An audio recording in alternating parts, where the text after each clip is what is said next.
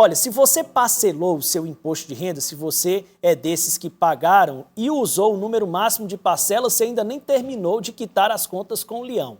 Mas como uma pessoa programada, certamente você já está projetando o que deve pagar no ano que vem, fazendo as suas contas. Na semana passada, o ministro da Fazenda, Fernando Haddad, anunciou uma série de medidas, né, e inclusive em rede nacional, e um aspecto chamou a atenção na fala dele.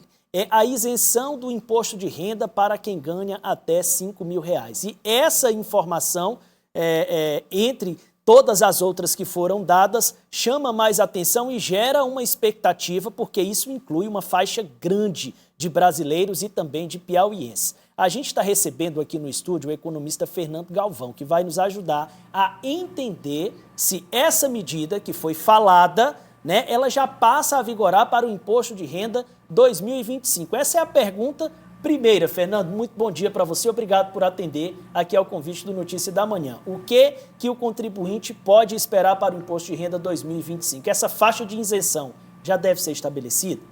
Bom dia, Tiago. Bom dia a toda a audiência.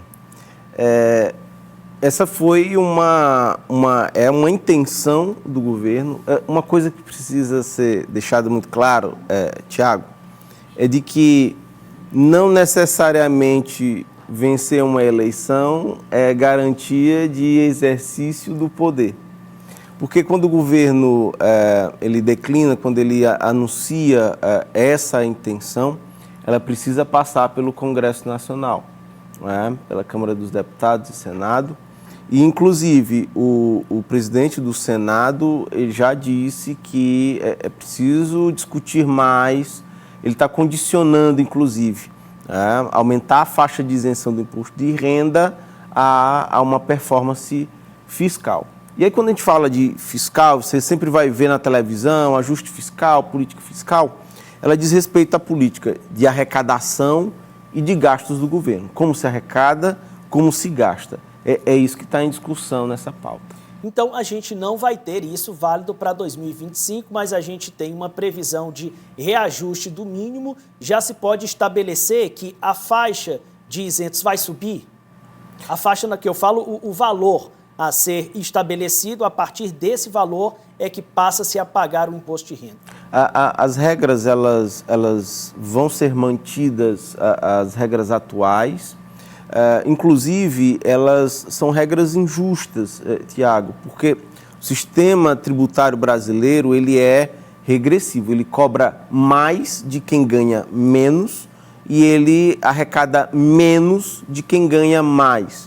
Por isso, é uma necessidade, inclusive, de legislação, de atualizar a tabela do imposto de renda para aumentar a faixa de isentos até R$5.000.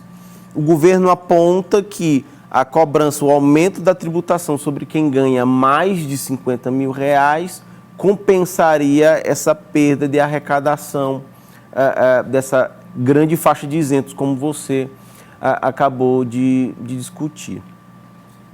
A gente está falando também de medidas de corte de gastos. Há uma pressão nesse sentido, significa que você aumentar a faixa de isentos, você também vai ter uma perca de receita, né? E essa questão, a compensação com a taxação a mais dos que ganham mais, o que está previsto nesse sentido? Seria estabelecido um percentual a quem ganha, por exemplo, acima de 50 mil, como você citou aqui? A quem ganha acima de R$50.000, tem uma perspectiva de fazer ajuste na previdência dos militares. Por exemplo, os militares se aposentam com 35 anos de serviço. Então, tem militar que se aposenta ainda muito jovem e não estão enquadrados na regra geral, nós, cidadãos brasileiros. Então, a ideia é também fazer com que haja um condicionamento de idade. Você precisa ter 35 anos de serviço e 55 anos de idade. Porque toda a reforma da Previdência ela vai caminhar para isso. Fazer o cidadão pagar por mais tempo, pagar um valor maior para se aposentar recebendo menos. Os militares não estavam incluídos na realidade brasileira e agora o governo tem essa proposta. Uma outra medida seria os supersalários do serviço público. você tem aí uma elite do serviço público ganhando em até R$44 mil, mas existem, vamos dizer assim, penduricalhos, existem detalhes, existem ganhos extras que fazem com que esses servidores ganhem mais. Então, uma limitação no sentido dos supersalários no serviço público seria uma outra medida do governo. E o salário mínimo que você falou, aí toca na nossa realidade. O salário mínimo, minha gente, é uma política pública que ele tem como objetivo aquecer o mercado de consumo, reduzir a pobreza, reduzir a desigualdade social. Hoje as regras condicionam a reajustar acima da inflação, e olhando a performance da economia brasileira, o crescimento da economia brasileira, dando um aumento proporcional. Nas medidas do governo, a ideia é tentar limitar um pouco mais esse crescimento do reajuste do salário mínimo. Porque no próprio ajuste fiscal está condicionando que o aumento do gasto ele deve ir de 0,6% a 2,5%. Se a gente fosse observar a regra atual, e essa já entrará em vigor, é mais fácil, você teria...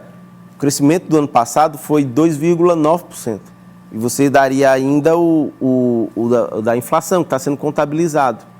E, de acordo com essa medida do governo, seria um menor reajuste para impactar menos também nas contas públicas. É uma outra medida. Eu quero agradecer ao Fernando Galvão pelas informações que trouxe aqui ao Notícia da Manhã. Muito obrigado. Obrigado, Thiago. Bom dia.